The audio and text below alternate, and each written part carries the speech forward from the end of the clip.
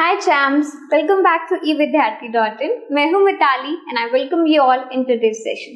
चलिए स्टार्ट करते हैं अपने नेक्स्ट सेट ऑफ क्वेश्चंस के साथ। I am waiting to start with you guys very सून।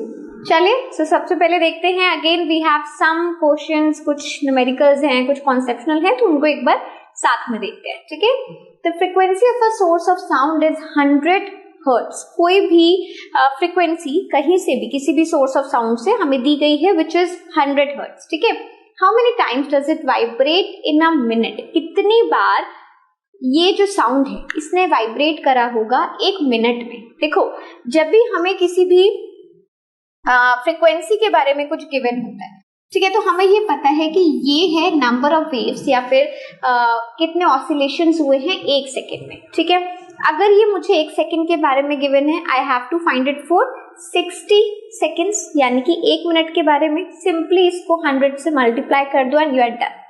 ठीक है, सो यहाँ पर मैंने लिखा है the source of sound vibrate 100 times in 1 second. हमारे जो फ्रीक्वेंसी का मतलब होता है वो होता है कि 100 टाइम्स हमने इसको वाइब्रेट कराया है एक सेकेंड के अंदर, तब जाके इसकी फ्रीक्वेंसी बनी 100 हर्ट्ज। और अगर इसी को मुझे मिनट्स के लिए निकालना है तो मैं क्या करूंगी, 100 into 60 यानी कि 6000 टाइम्स इसने वाइब्रेट करा।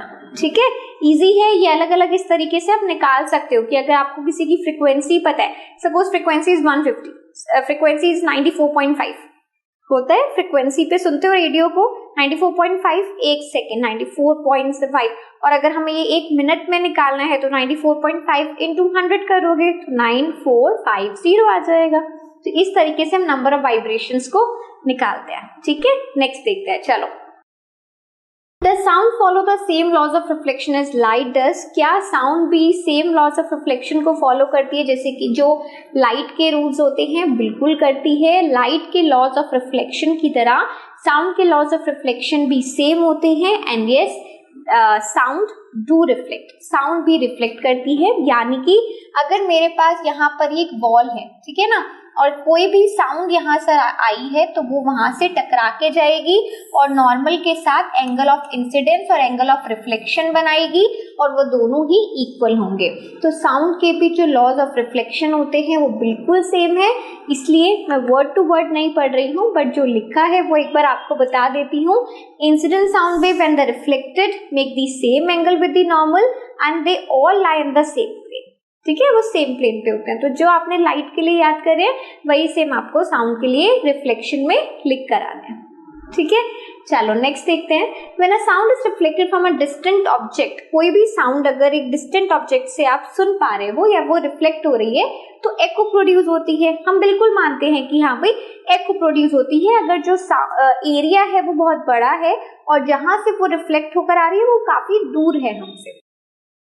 So let the distance between the reflecting surface and the source of sound production remains the same। तो जो भी reflecting surface है, यानी कि अगर ये मेरा source है, ठीक है ना, यहाँ से sound ने travel किया है इस तरीके से, और ये वो वाला distant object है जहां पर जाके sound टकराई है, यानी कि ये मेरा reflecting area है। ठीक है, reflecting area।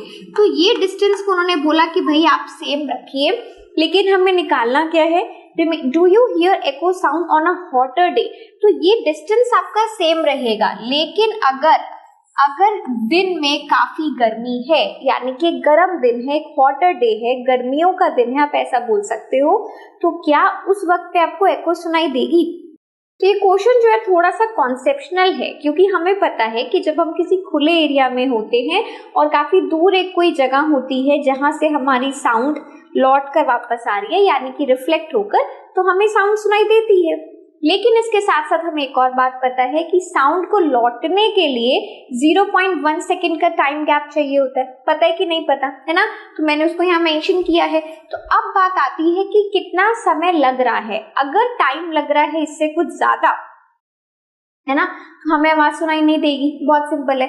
So time taken is total distance divided by velocity, because distance क्या होता है, टाइम इनटू वेलोसिटी। तो टाइम कैसे निकालूंगी, डिस्टेंस अपॉन स्पीड। ठीक है, सो किसी भी गर्म दिन वाले दिन velocity of sound is more, speed sound की इंक्रीज हो जाती है। ये ऑलरेडी हम पढ़ चुके हैं। साउंड के स्पीड के इंक्रीज होने के और डिक्रीज होने के कुछ फैक्टर्स थे, है ना। तो यानी कि किसी दिन अगर गर्म दिन है, एक हॉटर डे है, यानी कि टेम्परेचर अगर ज्यादा है, जिस दिन टेम्परेचर ज्यादा होता है उस दिन स्पीड ऑफ साउंड कैसी होती है, स्पीड ऑफ साउंड इंक्रीज हो जाती है ना। तो यहाँ पर भी हमने बोला, सॉरी डिक्रीज हो जाती है, वो हो जाती है, हाँ इंक्रीज हो जाती है, ठीक है।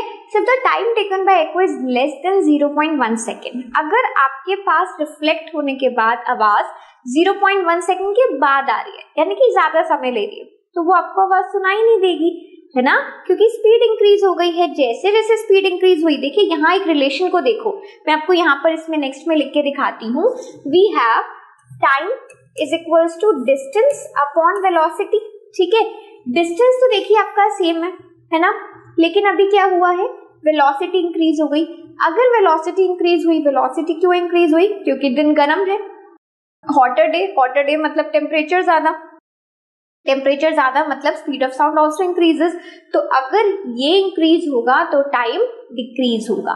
क्यों, क्योंकि t is inversely proportional to the speed of the sound, ठीक है। और अगर टाइम डिक्रीज होगा तो वो 0.1 सेकेंड से कम हो जाएगा। अगर वो 0.1 सेकेंड से कम होता है तो हमें कोई एको हर्ट नहीं होगी। क्लियर हो गया। काफी अच्छा क्वेश्चन था, मैं तो कहती हूँ इसको मार्क भी करके रखो, बिकॉज ये क्वेश्चन आपसे पूछा जा सकता है। हो गया ना, थोड़ा एप्लीकेशन बेस्ड क्वेश्चन हो गए हैं। और आजकल आप देख रहे हो क्वेश्चंस ऑलरेडी आप लोगों ने देखे ही हैं, इस तरह के क्वेश्चंस पूछे जाते हैं, ठीक है। चलो, तो अब यहाँ के इस सेशन को यहाँ पर खत्म करते हैं। Will move on to the next one very soon, very fast, so stay tuned with us guys. Bye.